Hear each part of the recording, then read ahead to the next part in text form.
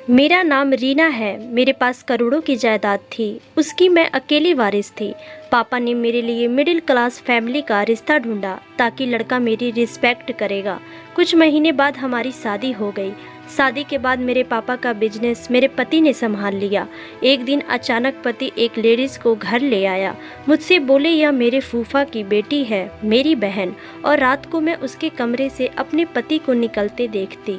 एक दिन मैं रात को पति के पीछे गई और पति ने जो अपनी बहन के साथ किया, मेरे तो पैरों के नीचे से ज़मीन खिसक गई, क्योंकि मेरा पति ऑफिस गया हुआ था और मैं घर के नौकरों के पीछे घर का सारा काम अपनी निगरानी में करवाया करती थी। मुझे सुकून से बैठने की आदत नहीं थी। शादी से पहले मैं अपने पापा का कारोबार उनके साथ मिलकर संभालती थी। शादी के बाद मैं घर का कामकाज संभालना शुरू कर दी थी। कारोबार से खुद को फ्री करवा लिया था। मेरा पति सूरज बहुत ही पढ़ा लिखा और काबिल इंसान था। उसने बहुत ही अच्छे से पूरा बिजनेस संभाल लिया था और मुझे कारोबार से संबंधित सारी फिक्रों से आज़ाद कर दिया। मैं और सूरज मेरे पापा के दिए हुए बंगले में रहते थे और हमारी शादी के 5 महीने ही गुजरे थे और ये 5 महीने मेरी ज़िंदगी में बहुत ही खुशी भरे थे। सूरज ने मेरा बहुत ज़्यादा ख्याल रखा था। घर के मेड से कहकर सूरज का खाना तैयार करवा दिया, क्योंकि वो दोपहर का खाना खाने घर पर आया करते थे। सूरज के आने से पहले मैं भी तैयार हो गई।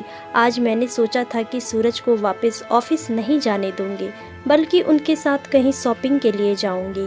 सूरज जब वापस घर आए तो वे अकेले नहीं थे, बल्कि उनके साथ एक औरत भी थी जिसे मैं पहली बार ही देख रही थी। सूरज ने बताया, यह मेरी बहन है, सुमन, बुआ की बेटी। इसका मेरे सिवा कोई नहीं है।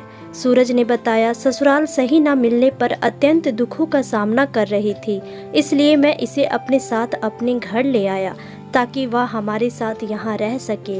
वह जितने प्यार और इज्जत से मेरी तरफ देखते हुए मुझसे पूछा, रीना, क्या मैं अपनी बहन को तुम्हारे घर में रख लूं? तो तुम्हें कोई दिक्कत तो नहीं होगी? तुम चाहो तो हम सुमन को दूसरे घर में जगह दे सकते हैं, लेकिन मेरी बहन का मेरे सिवा और कोई सहारा नहीं है, इसलिए मैं उसे अकेला नहीं छोड़ सकता। पहले ही उसे वक्त ने बहुत तकलीफ दिया है, मैं इसे खुद से दूर नहीं कर सकता। सूरज की आंखों की नमी देखकर मेरा दिल तड़प गया।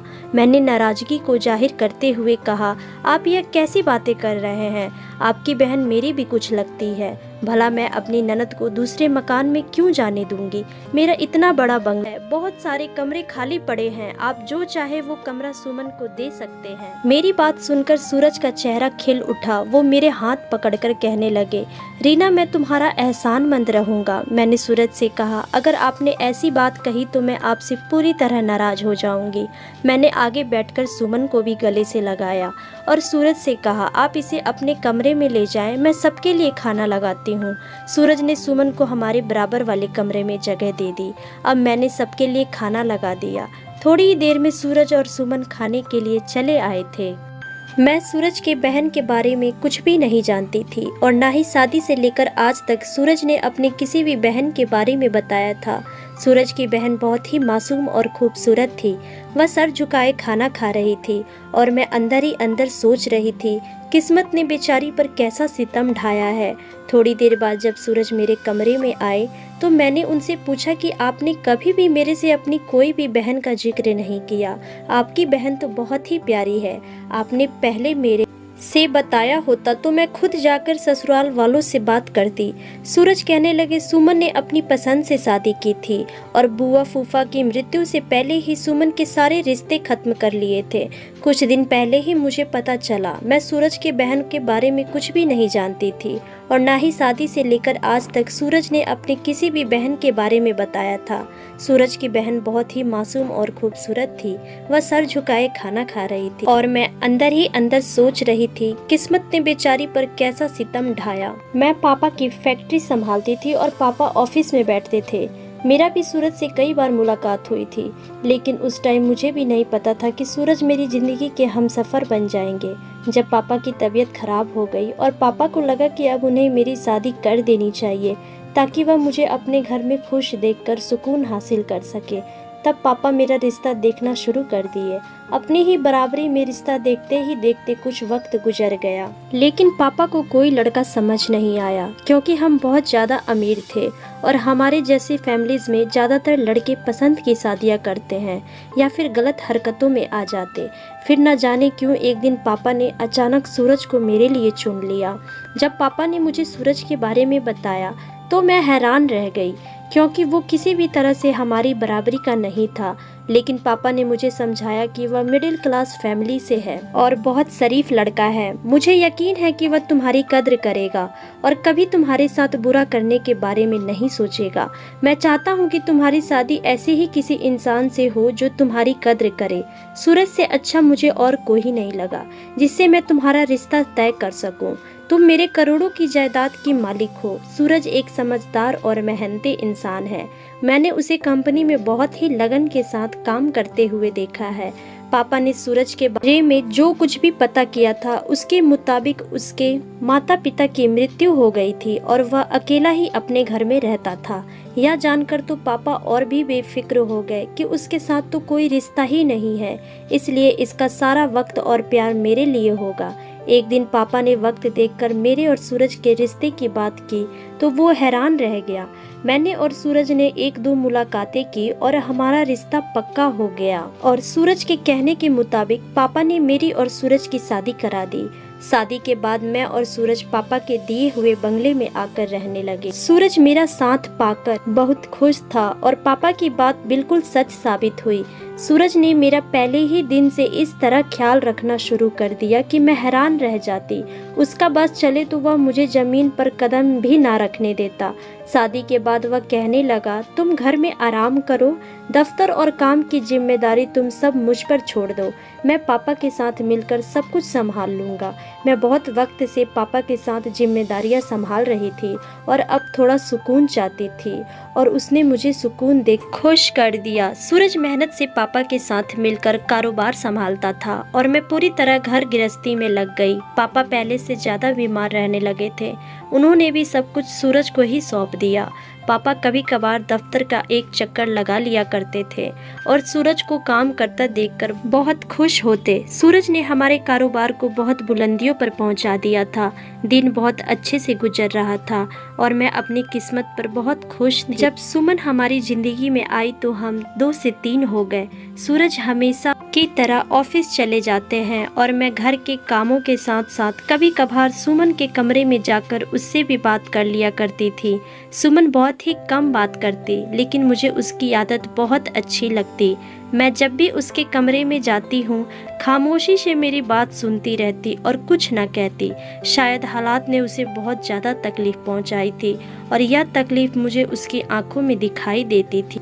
मैं चाहती थी कि सुमन भी जिंदगी की तरफ लौट आए, इसलिए मैं उसे कमरे से बाहर आने के लिए कहती रहती। एक दिन दफ्तर से सूरज घर आए तो थोड़ी ही देर बाद सुमन के कमरे से होकर मेरे पास आए और कहने लगे कि तुम सुमन के कमरे में ना जाया करो, उसे कुछ वक्त के लिए अकेला छोड़ दो, वह खुद ही अपने दुखों से निकल आएगी।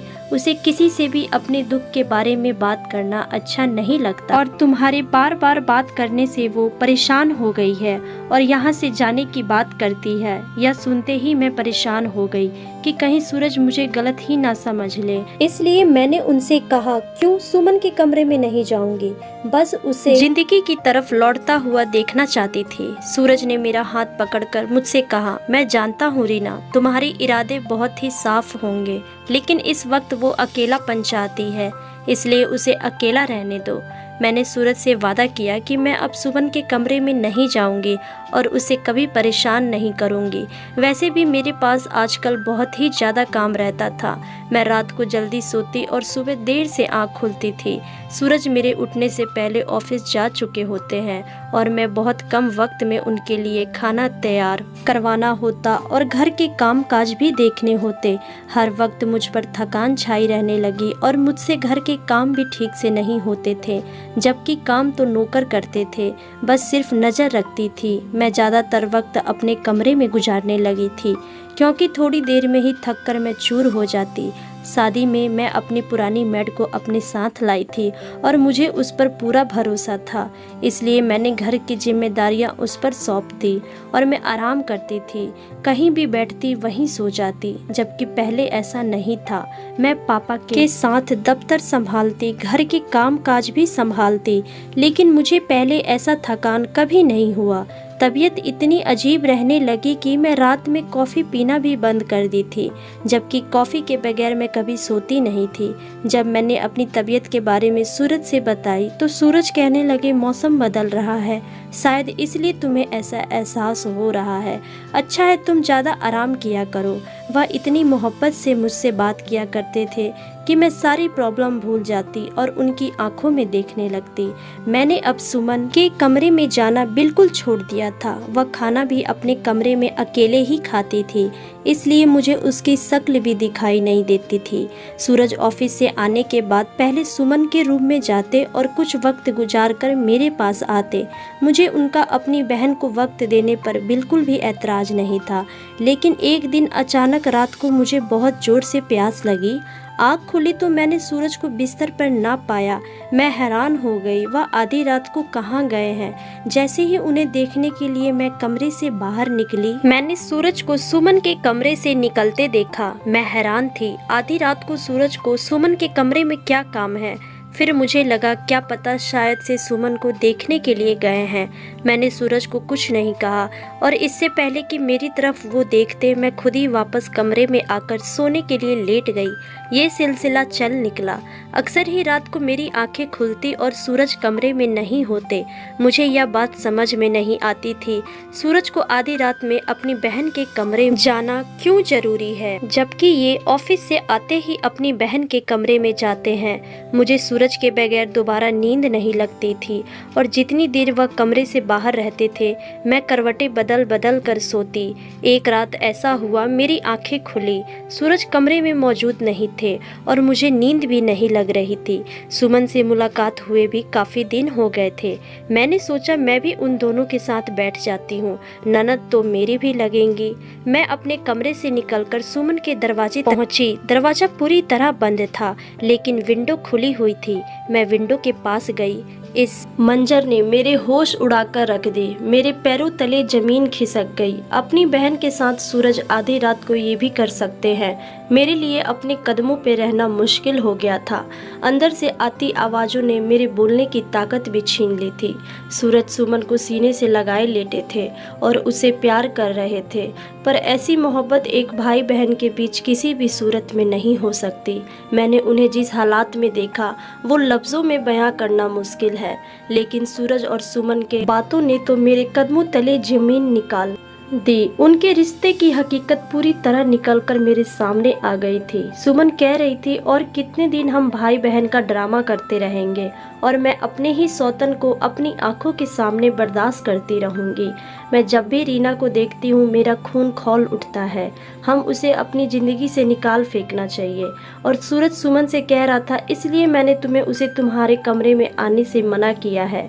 कहीं डर लग रहा था कि तुम गुस्से में आकर उसके सामने सारी सच्चाई बयां ना कर दो। बस कुछ दिनों की बात है, यह सारी जायदाद हम दोनों पति पत्नी की हो जाएगी। सुमन कह रही थी, इतने दिनों से इसी बात का तो इंतजार कर रही हूँ। आप हर रात उसके साथ उसके कमरे में रहते हैं और मैं यहाँ अंगारों पर लेटती हूँ। यह सोचकर मेरा दिल जलता है। सूरज उससे कह रहा था कि सुमन तुम ही मेरी पहली और आखिरी मोहब्बत हो और यह सब मैंने तुम्हें एक नई जिंदगी देने के लिए किया है। मेरे लिए भी किसी औरत के साथ रहना आसान नहीं है। मैंने रीना के बाप को हल्की जहर देना शुरू कर दिया है, इसी वजह से वह पहले से ज़्यादा बीमार रहने लगा है। रीना के कॉफ़ी के जार में भी मैंने जहर मिला दिया है। रोज़ाना कॉफ़ी पीकर सोती है और हमेशा सोई ही रहती है। उसके शरीर में जहर अपना असर दिखा रहा है, इसलिए वह ज़्यादातर वक्त थकी रहती है। इसलिए मैं आसानी से तुम्हारे पास आ जाता हूँ। बस कुछ दिन और बर्दाश्त कर लो। रीना और उसके बाप का किस्सा हमेशा के लिए ख़त्म हो जाएगा और हम इस आलीशान बंगले में राज करेंगे। उदासी का टेक लगाए लगाए विंडो के पास खड़ी थी। मैं कैसे यकीन कर लेती कि मेरे बाप ने जिसे सीधा साधा और शरीफ इंसान समझकर मेरे लिए पसंद किया था, इस कदर धोखेबाज और नीच होगा। सूरज के लिए मैं सिर्फ और सिर्फ एक प्राइस एंड प्राइस बॉन्ड थी, जिसके जरिए वो अपनी जिंदगी बदलना चाहता था। उसने मेरे पिता को भी मौत के करीब पहुंचा दिया था और वो बहुत जल्द मुझसे छुटकारा पाना चाहता था। वो हमारे आगे अच्छा बनने का ड्रामा करता था। उसे मालूम था मेरे और मेरे बाप के मरने के बाद सब कुछ अपने आप उसके हवाले हो जाएगा। उन लोगों की बात सुनते सुनते मुझे चक्कर सा आने लगा था। शरीर में कमजोरी बहुत दिनों से थी, इसलिए मैं लड़खड़ा गई। सूरज और सुमन को मेरी मौजूदगी का एहसास हो गया।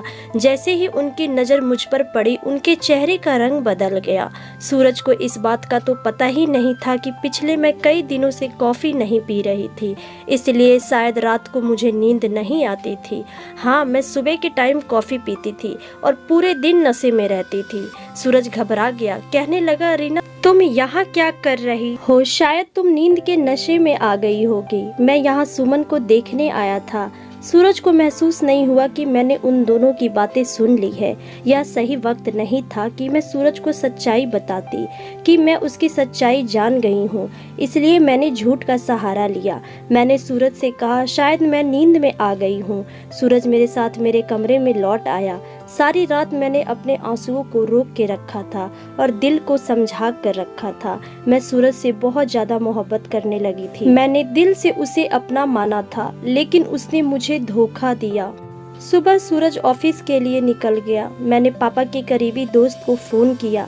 मैंने रात की उन्हें सारी हकीकत बताई। उन्होंने मुझे समझाया और बोला कि मैं सब कुछ ठीक कर दूंगा। थोड़ी देर बाद कुछ पुलिस वालों के साथ हमारे घर अंकल चले आए और सबसे पहले सुमन को गिरफ्तार किया और कॉफी के जार को जांच के लिए भेजा गया, ताकि यह साबित हो सके कि सूरज ने मुझे कॉफी में जहर दिया था। सुमन से पूछताछ के बाद यह पता चला कि सुमन और सूरज लव मैरिज किया था और वह दोनों गरीबी के हाथों तंग आ चुके थे और एक अच्छी जिंदगी जीना चाहते थे, जिसके लिए उन्होंने मेरी जिंदगी बर्बाद करने का फैसला किया। सूरज इस तरह आगे बढ़ गया, उसने मेरे और मेरे पापा की जान लेना भी मुश्किल नहीं समझा। सूरज को भी तुरंत गिरफ्तार किया गया।